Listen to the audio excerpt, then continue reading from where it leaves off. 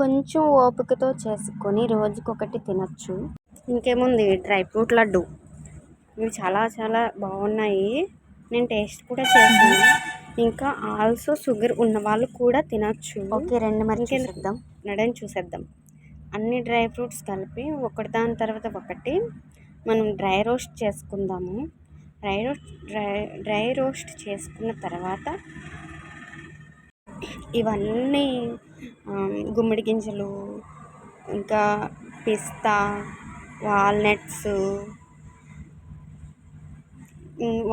Walnuts తర్వాత water melon seeds,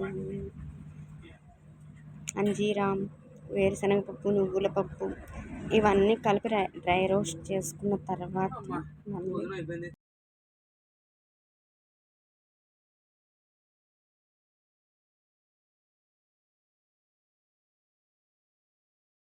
ఇందులో కొద్దిగా నెయ్యి వేసుకొని ఇవన్నీ మళ్ళీ నేతిలో కూడా వేపుకోవాలి. చాలా బాగుంటుంది. ఇలా నెయ్యిలో కూడా వేపడం వల్ల ఏంటంటే కమ్మగా ఉండి చాలా బాగుంటుంది లడ్డు తినేటప్పుడు కూడా. అప్పుడు ఇవి చల్లారాక మిక్సీ బౌల్లో పోసుకొని పౌడర్ చేసుకోవాలి. మనం కొంచెం బరకగా చేసుకోవాలి.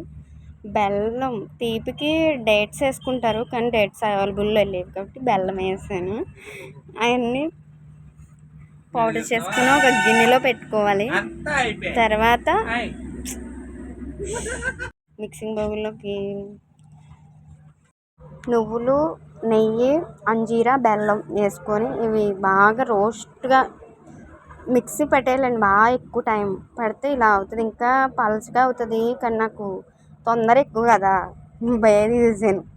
అయిపోయాక ఇందులో నెయ్యి ఇంకా బెల్లం కూడా కలుపుకున్నాను. నాకు స్వీట్ సరిపోలేదని ఇవన్నీ అంతే. ఫైనల్గా లడ్డూలు చేసేస్తాను. ఇంకా శుభ్రం చాలా టైం పట్టింది చేయడానికి. Thank you all. కొంచెం సబ్స్క్రైబ్